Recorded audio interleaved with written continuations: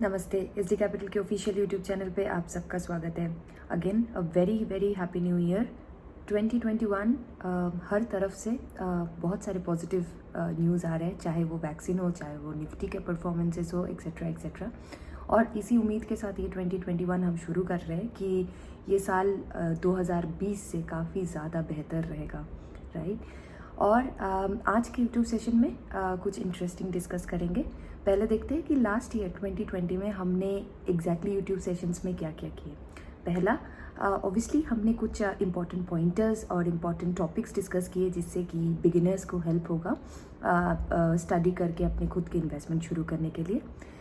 साथ ही साथ हमने ऑब्वियसली बहुत सारे क्वेश्चंस के जो भी आप लोगों ने हमसे पूछा, चाहे वो वेबसाइट पे हो या फेसबुक पेज पे हो या आपने ईमेल किया, व्हाट्सएप किया, हम वो सारे आपके क्वेश्चंस और क्वेरीज को आंसर करने की कोशिश करें। उसके साथ ऑब्वियसली जो भी है उसके साथ जो भी जैसे कि कोविड-19 का जैसे क्या इम्पैक्ट रहा हर सेक्टर पे, उसको एनालाइज करने की कोशिश करी। Obviously covid being such a disastrous for 2020, और साथ ही साथ कुछ फ्री स्टॉक रिकमेंडेशंस दिए। और ऑब्वियसली आपने देखा ही होगा, आप सब ऑब्वियसली फॉलो कर रहे हैं कि वो फ्री स्टॉक रिकमेंडेशंस कैसे परफॉर्म कर रहे हैं। हमारा यूट्यूब चैनल अभी 3 लैंग्वेज में अवेलेबल है, आप इंग्लिश, बंगाली और हिंदी। सो अगेन वो भी एक अचीवमेंट रहा हमारे लिए। साथ ही साथ आज के जो सेशन है, जैसे कि मैंने पहले बोला, कुछ इंटरेस्टिंग डिस्कस करेंगे यहाँ पे। देखिए, पहले के जो सेशन है ऑब्वियसली हमने वो सारे टिप्स डिस्कस करे, सारे पॉइंटर्स डिस्कस करे जिससे आपको हेल्प होता है इक्विटी मार्केट में इन्वेस्टमेंट शुरू करने के लिए।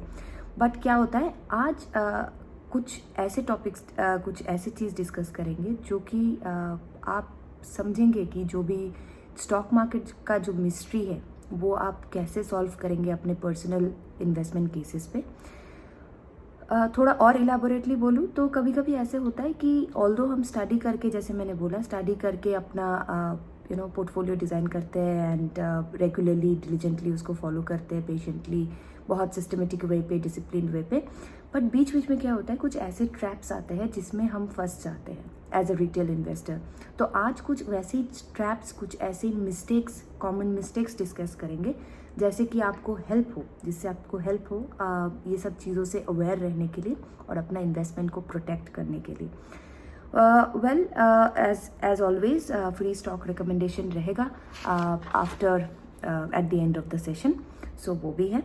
तो आज ऑब्वियसली बहुत सारे पॉइंटर्स हैं, ऑलमोस्ट 10 पॉइंटर्स हैं, तो डायरी में नोट किया है, तो थोड़ा यहाँ पे देखना पड़ेगा मुझे, और इतने सारी चीज़ें हैं, तो एंड वील डिस्कस।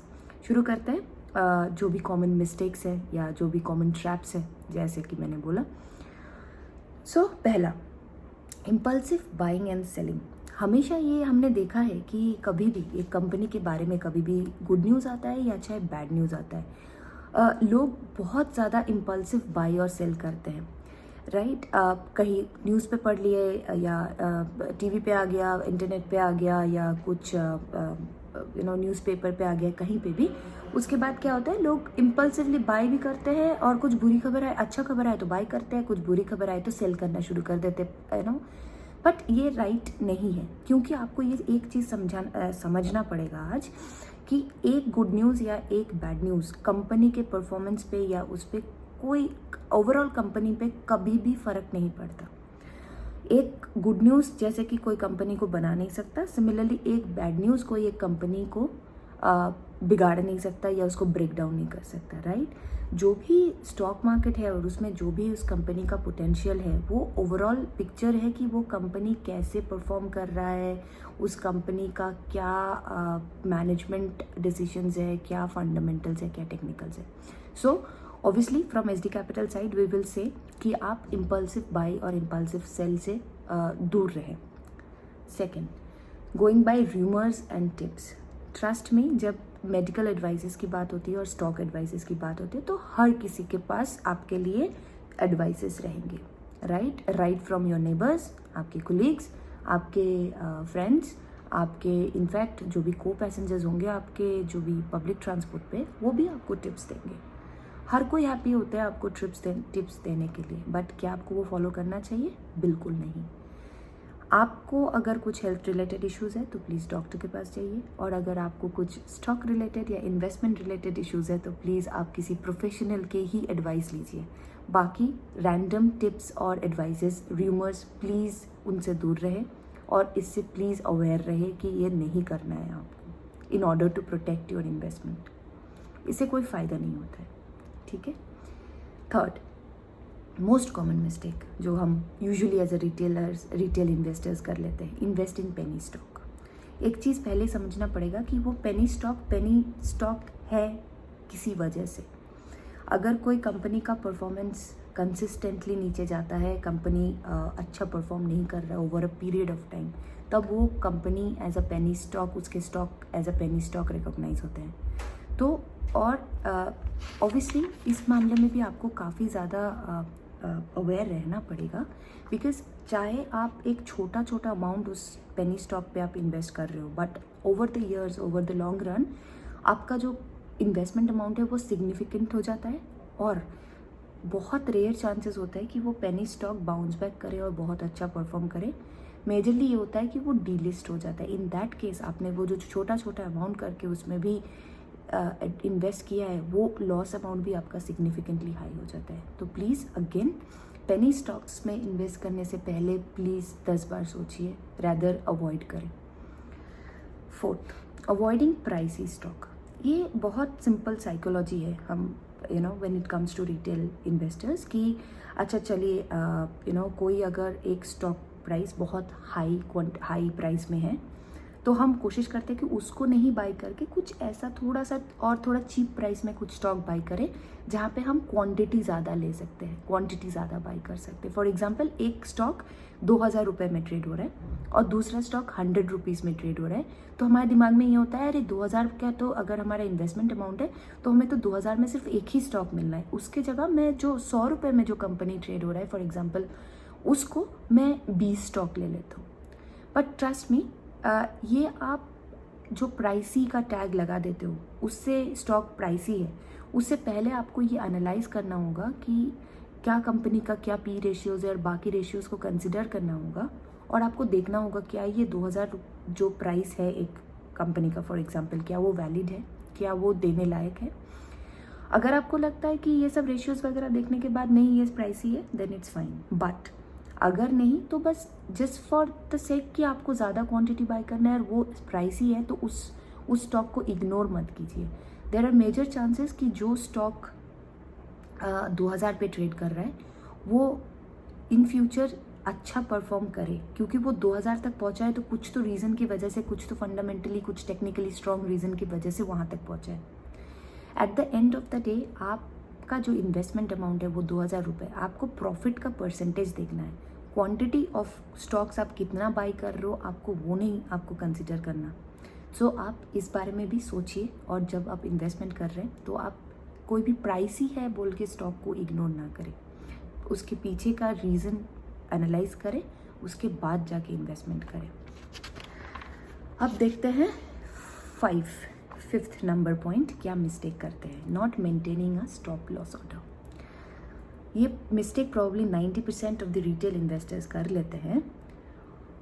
अगर आप बहुत डिलीजेंटली डिसिप्लिन वे पे स्टडी करके इन्वेस्टमेंट कर रहे हैं, फॉर एग्जांपल आपने जैसे कि स्टडी आवर्स है, आपने करके आपने बहुत एफर्ट लगा के 5 स्टॉक में आपने इन्वेस्ट किया। वेल ऐसा तो नहीं हो सकता ना कि 5 स्टॉक ही हमेशा अपवर्ड जाए, कभी हो सकता है कि उसमें से 1 या 2 स्टॉक नीचे जाए। इन दैट केस अगर आपने स्टॉप लॉस ऑर्डर नहीं मेंटेन किया है तो उसमें आपको आपका इन्वेस्टमेंट अमाउंट को प्रोटेक्ट करना is a very difficult task at that time, right. साथ ही साथ अगर जैसे कोई भी प्रोफेशनल इन्वेस्टर ज़रूर स्टॉप लॉस मेंटेन करेगा। जैसे कि मैंने बोला कि 1 या 2 स्टॉक नीचे जा सकता है। आप एक बात सोचिए, जैसे कि माइक्रो इकोनॉमिक कंडीशन, जैसे कोविड, जब कोविड हुआ तो सारे स्टॉक नीचे गए, चाहे वो अच्छा स्टॉक है, चाहे बुरा स्टॉक है, चाहे पेनी स्टॉक है, चाहे निफ्टी 50 के अच्छे स्टॉक्स है, वॉट एवर इट इज़, वो सारे नीचे गए क्योंकि मार्केट क्रैश किया। उस टाइम पे stop loss order is always necessary. Please stop loss order maintain करें जब आप अपना इन्वेस्टमेंट पोर्टफोलियो बना रहे हैं. इट्स वेरी एसेंशियल कि आप अपने इन्वेस्टमेंट को प्रोटेक्ट करें. सिक्स्थ जो मिस्टेक हम करते हैं वो होता है अनलिमिटेड ग्रीड, लालच. वेल आपको ये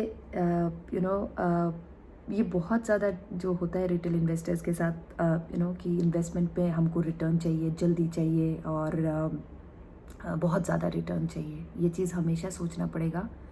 risk is proportional to return. आप जितना रिस्क लेगो, जितना आपको रिटर्न चाहिए उतने अमाउंट का आप रिस्क भी ले रहे हो. और वो रिस्क सिर्फ ऊपर का नहीं ले रहे हो कि वो आपका इन्वेस्टमेंट ऊपर जाएगा. वो रिस्क अनलिमिटेडली ये भी हो सकता है कि वो नीचे भी जाए. तो आप इस चीज़ को कंसिडर करें कि आप जब रिस्क और रिटर्न को कंसिडर कर रहे हैं तो इसमें ऐसा ना हो कि कि आप सिर्फ ऊपर अपवर्ड मूवमेंट और प्रॉफिट का करें. आपको ये भी देखना होगा कि आपके लॉसेस भी अनलिमिटेड हो सकते हैं. क्या होता है यूजुअली कभी कभी होता है कि कुछ ऐसे इन्वेस्टर्स होते हैं जिनको फ़ायदा हो जाता है, बट वो क्या करते हैं, इन्वेस्टमेंट करते रहते हैं जो कि प्रोफेशनल्स होते हैं या जो मार्केट में they are not the retail ones but जिनके पास they are professionally doing it. वो क्या करते हैं, कभी इन्वेस्टमेंट करे जा रहा है, प्राइस बढ़ते जा रहा है. उसके बाद क्या होता है, उसमें एक बबल क्रिएट होता है. मोमेंट वो बबल क्रिएट होता है, जो लोग बहुत स्मार्ट है वो क्या करते हैं, वो तो अपना वहाँ पे अपना पोजीशन क्लोज करके प्रॉफिट बुक कर लेते हैं.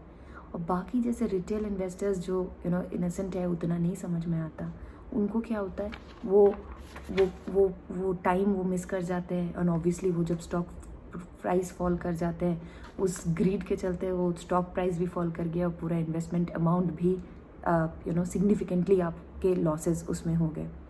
तो प्लीज़ अवेयर रहे कि ये कोई लॉटरी गेम नहीं है, ये आपका इन्वेस्टमेंट है.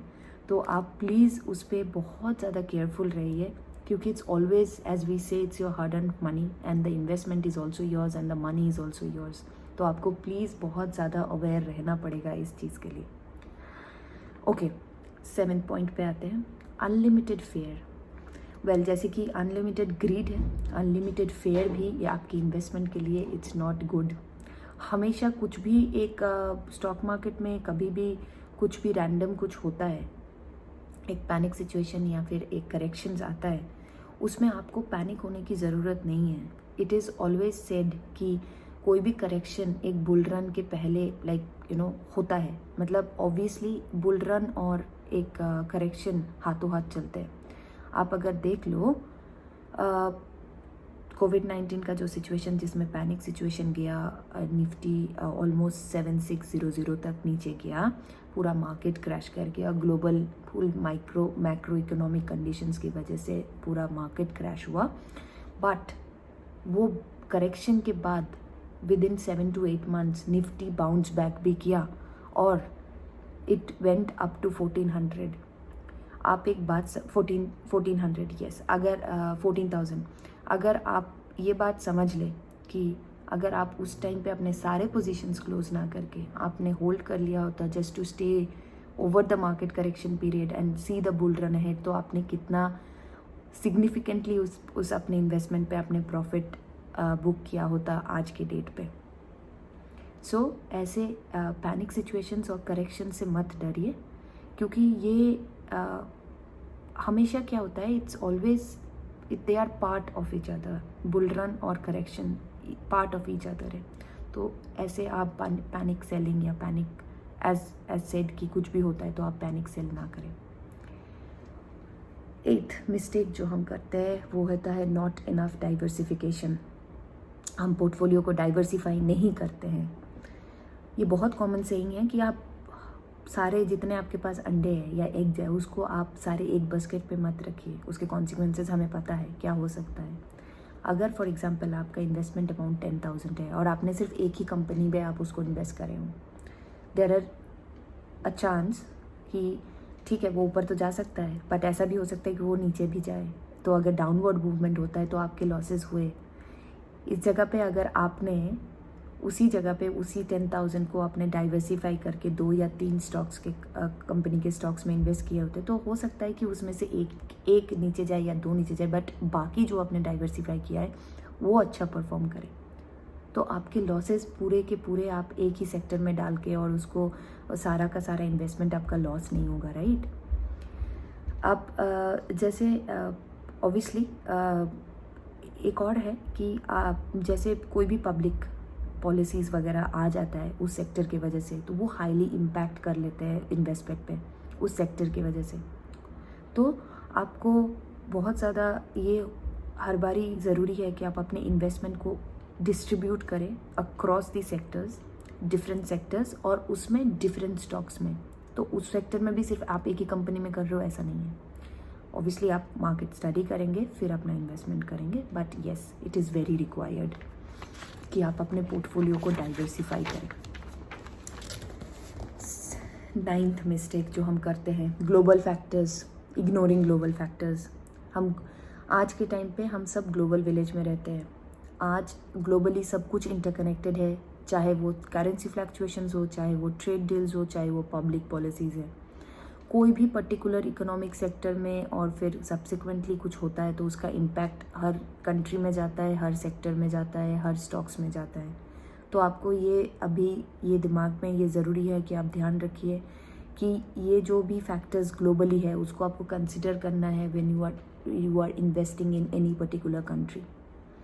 तो इसको इग्नोर प्लीज़ मत करिए। ग्लोबल फैक्टर्स, पूरी दुनिया के में क्या हो रहा है ये देख के फिर ही आप अपना इन्वेस्टमेंट करें।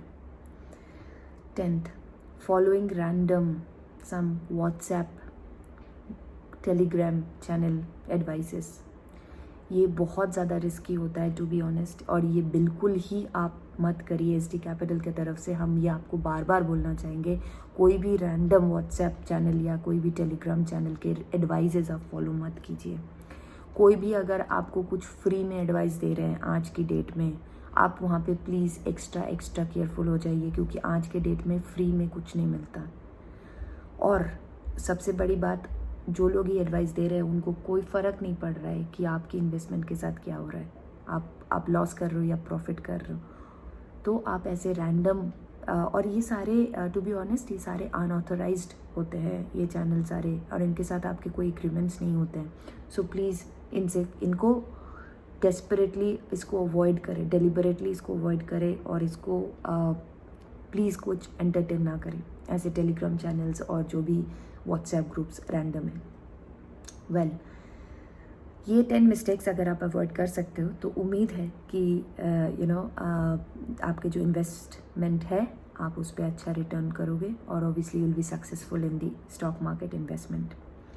आज के लिए इतना ही। Obviously now the time for free stock recommendation. SD capital की तरफ से इस बार HDFC हम रिकमेंड करेंगे।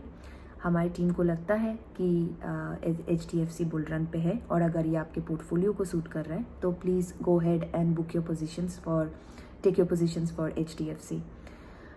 वेल, ऑब्वियसली जैसे कि मैं बोलती हूँ हर वीडियो में कि stop loss price, target price, buy price, sell price etcetera सब हम अपने क्लाइंट्स के साथ ही डिस्कस करते हैं।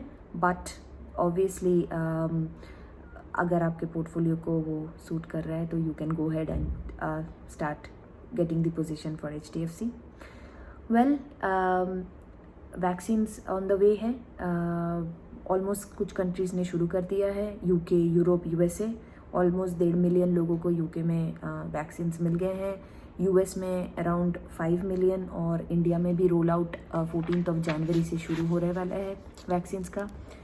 और विद दैट होप आज की 2021 will be a better year compare to 2020।